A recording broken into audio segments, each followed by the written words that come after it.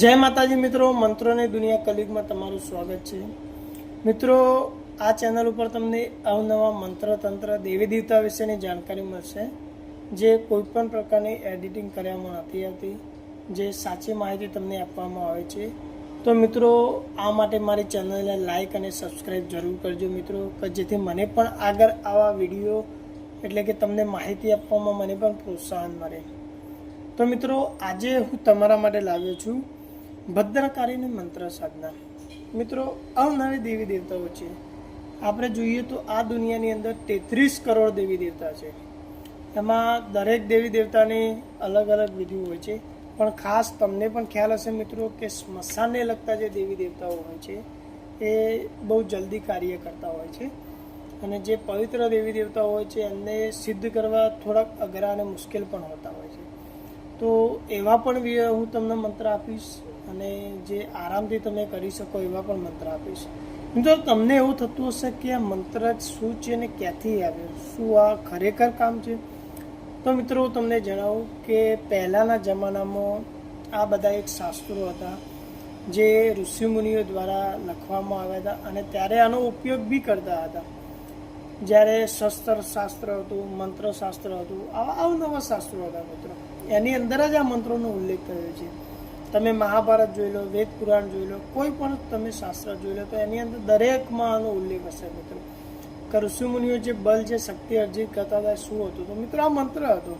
અને હા, આ કલિયુગમાં પણ આ મંત્રનો આપણે ઉપયોગ કરી શકીએ છીએ, પણ એને સાચી રીતે એનો સિદ્ધ કરવો, એની જાણ કરવી અને એનાથી શક્તિ મેળવીને જ આપણે આનો ઉપયોગ કરી શકીએ છીએ. તો મિત્રો, આવી અવનવી માહિતી હું તમને આપતો રહીશ. મિત્રો, જોઈએ આપણે ભદ્રકાળીની મંત્ર સાધના વિશે વાત કરી રહ્યા હતા. તો જોઈએ મિત્રો, પહેલાં હું તમને મંત્ર જણાવું, એના પછી એને સિદ્ધ કરવાની વિધિ જણાવીશ, અને એના પછી ઉપયોગ કરવાની પણ હું તમને જણાવીશ, અને આનાથી થતાં હું તમને લાભો પણ કહીશ. તો મિત્રો, જોઈએ મંત્ર આ રીતના છે. काली महाकाली भद्रकाली काली कहाँ चले, तो काली वन को चले, वन में कहाँ करे, तो वन में चंदन कटाए, चंदन को कहाँ करे, तो चंदन को कोयला कराए, कोयला को कहाँ करे, तो कोयला की 56 छुरी, 56 छुरी को कहाँ करे, तो 56 छुरी से भूत बांधे, अहूता बांधे, बर्मक्ष बांधे, सहस्मान कालिका बांधे, सीता माता की आन, गौरी पार्वती की आन, हनुमान की शान, महावीर की आन, लंगूर वीर की दुहाई. મિત્રો, મંત્ર આટલો જ છે. હું તમને મંત્ર ફરી જણાવું છું મિત્રો, ધ્યાનથી સાંભળજો. જો તમને કોઈ તકલીફ થાય શબ્દમાં, તો હું તમને લેખિતમાં પણ આપીશ, જેનો તમે એસએસ એટલે કે સ્ક્રીનશોટ લઈને ઉપયોગ કરી શકો છો. તો મિત્રો, મંત્ર ફરી સાંભળજો. काली महाकाली भद्रकाली काली कहाँ चले, तो काली वन को चले, वन में कहाँ करे, तो वन में चंदन कटाए, चंदन को कहाँ करे, तो चंदन को कोयला कराए, कोयला को कहाँ करे, तो कोयला की 56 छुरी, 56 छुरी को कहाँ करे, तो 56 छुरी से भूत बांधे, अहूता बांधे, बर्मक्ष बांधे, सहस्मान कालिका बांधे, सीता माता की आन, गौरी पार्वती की आन, हनुमान की शान, महावीर की आन, लंगूर वीर की दुहाई. તો મિત્રો, મંત્ર આટલો જ છે. મંત્રને સૌથી પહેલાં તમારે યાદ કરી લેવાનો રહેશે. એના પછી મિત્રો, આ મંત્રને તમે 3 જ દિવસની અંદર સિદ્ધ કરી શકો છો. પણ મિત્રો, જે પહેલાં હું તમને અગાઉ મંત્રોમાં એવી ક્રિયા હતી હતી કે મંત્રને 108 વાર 1008 વાર જપ કરવાથી સિદ્ધ થતો હતો, જ્યારે આમાં તમારે સંપૂર્ણ તમારો સમય આપવાનો રહેશે 3 દિવસ દરમિયાન.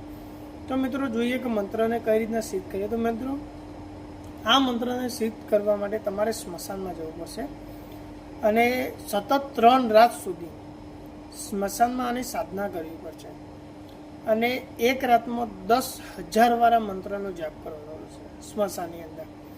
તો મિત્રો, સ્મશાનમાં આની સાધના કરવા માટે તમારે શું લઈ જવાનું? તો પહેલાં 4 મુખી દીવો કરવાનો રહેશે, જે મેં તમને અગાઉના મંત્રમાં પણ કહ્યું છે. એ સિવાય મિત્રો, તમારે જે શરીરનો રક્ષા મંત્ર છે એ સિદ્ધ કરી અને એનો ઉપયોગ કરવાનો રહેશે. તે સમય દરમિયાન આપણે ગુગર લોબનનો ધૂપ આપવાનો રહેશે.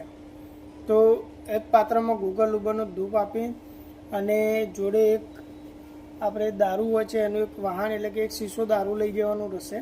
તો મિત્રો, આપણે જે પ્રમાણે ધૂપ આપીએ છીએ એ પ્રમાણે જ આપણે ત્યાં કરવાનો રહેશે અને દીવો સતત ચાલુ રાખવો જોઈએ મિત્રો, મંત્ર જપ ચાલે ત્યાં સુધી.